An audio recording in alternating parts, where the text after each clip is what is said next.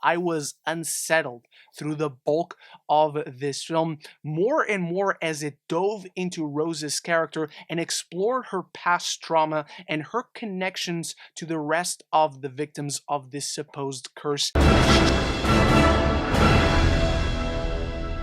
Welcome, horror fans, and thank you for clicking on my review for Smile, the latest Paramount Pictures horror production hitting theaters this Friday, and a film that I walked into with rather conflicting expectations.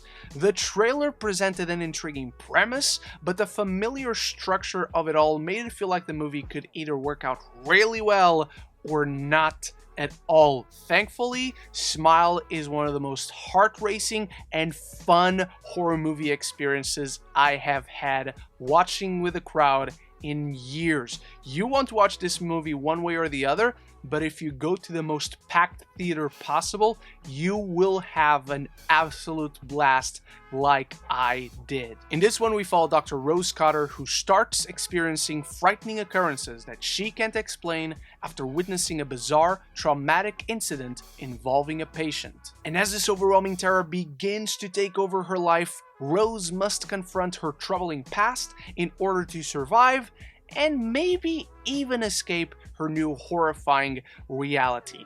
Director Parker Finn ain't fucking around.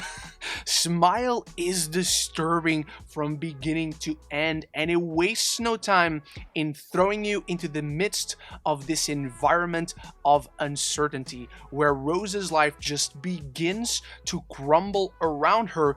But it's a movie that, while it presents a familiar premise of person being chased by supernatural death entity and is trying to figure out a way to survive, it dives much deeper into the mythology and develops the characters much better than so many movies of this subgenre. Do not get me wrong, Smile isn't a flawless movie. It finds itself falling into usual genre trappings, and it is so familiar and reminiscent of the Final Destinations and It Follows, and even a little bit of The Ring mix in there. But while it can feel constantly familiar, it does such a good job in the direction and in the environment it creates. It never feels generic, and that is due to the direction by Parker Finn, who dives so deep into this mythology and creates some harrowing visuals where you're constantly questioning yourself, much like our lead character Rose, played by Sosie Bacon. Yes, that is Kevin Bacon and Kira Sedgwick's daughter. At no point during this film are you absolutely sure of what is real and what isn't, creating for this constant edge of your seat experience that director Parker Finn takes full advantage of, with suspense and tension being slowly built through long periods of time and being paid off with loud, quick bursts of adrenaline and some of the best jump scares I've seen in recent memory. He's also very smart in what he shows and doesn't show, and for how long he shows it. When you have horrifying imagery on screen, it's very fast. It doesn't let you fully absorb it. It only lets you see it to the point where it sticks in your mind, and then your imagination just goes wild with what you just saw.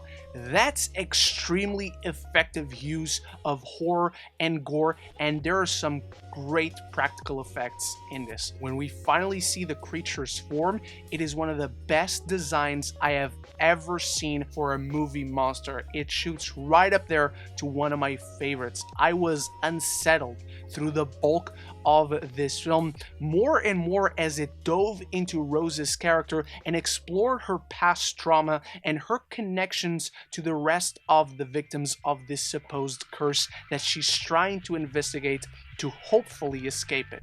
To add to the horrifying imagery on screen, the sound design in this is absolutely immaculate. It sends chills down your spine, and it plays so much with expectations. The story itself, the structure and the way it plays out, there is familiarity to it, like I said, but the way it kind of orders things as you dive deeper into the mythology of this curse, there's some really nice details to it that give it a little bit of nuance and add layers to the horror, where this character has been fighting off horror throughout her entire life, and now there's this new dimension of horror that is supernatural and connects to her past trauma and her connection to past victims. And no amount of praise on my end can do justice to the performance of Sosie Bacon. She elevates everything and everyone around her. She is so good in this role and keeps playing with your expectations again, where you are very much on her side as you're kind of thrown into this curse like she is. You see what she sees, but at points, the movie kind of makes you start questioning if this is actually happening, if it is her that is the bad guy, that is going crazy.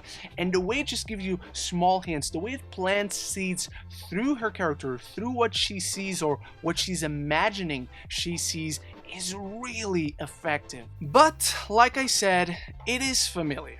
It takes this premise that has been done time and time again, sometimes to awful results, sometimes to great results. And this is a pretty good result despite fizzling out through the second act. After establishing our character, the curse that she is inflicted with, and how it's destroying her life, the film significantly slows down before pumping itself back to life in an excellent scene with Rob Morgan that once more twists things around a little bit for this film to stand out by itself and give its own spin to this familiar formula per se. And it does such a great job keeping up this momentum in the back half as it dives both deeper into the character and the mythology, tying the two very nicely together as it builds to this exciting climax, but the ending is lazy. It is the most obvious possible ending for a movie like this. I even wrote it off in my own head, like, they're not gonna do this, but they did it, and it felt like Parker Finn was trapped in not wanting to do something more exciting, but has been done before with this formula in its own way. But it would work better for this film. It would tie very nicely into the mythology established and give a more satisfying payoff. And this one is not bad, but it's quite underwhelming for the atmosphere that he created, for the risks that he took within this structure, within this genre and formula. This one felt very safe. And while it does tie in all the small story threads established, it is all brought together. It's just not brought together in the most satisfying manner, and that was underwhelming. For a ride that was so wild and inventive and enjoyable, the destination left me wanting more. Before I dive into my final thoughts on Smile, I need you to start the conversation about it in the comments below. What was your favorite jump scare? How wild was your theater reacting to this one? I need to know all about your experience down there. And if you're enjoying this review, or if you just love movies and TV, this is the place to be. So consider clicking that subscribe button down there, and you won't miss any future conversations in your favorite movies and TV. Smile creates one of the most unsettling horror atmospheres I've seen, with excellent practical effects, eerie sound design, and a fully committed performance by Sosie Bacon. Some script issues undermine its full potential, but it overall is a suspenseful and creepily fun experience. I'm giving Smile a B-. But that's just my take on Smile. Don't forget to let me know your take on it in the comments below. Thank you so much for watching, and LFF is about to start, so stay tuned for reviews for that, starting with Triangle of Sadness. Big thanks to my channel members for always supporting this channel, and until the next one, love each other and love the movies.